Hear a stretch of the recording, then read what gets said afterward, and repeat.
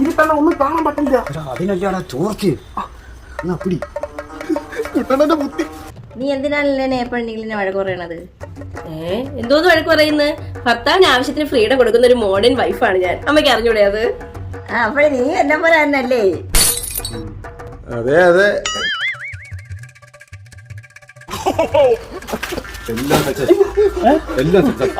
വെഞ്ഞാട് ചണ്ടയെ കൊണ്ട് വിൽക്കാൻ കേട്ടാ.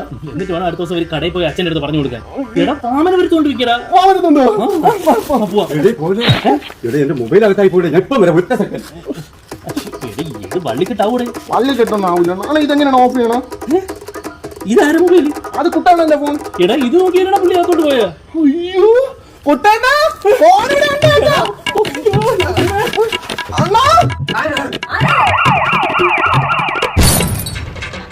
അച്ഛൻ പഴയ കളയായിരുന്നല്ലേ.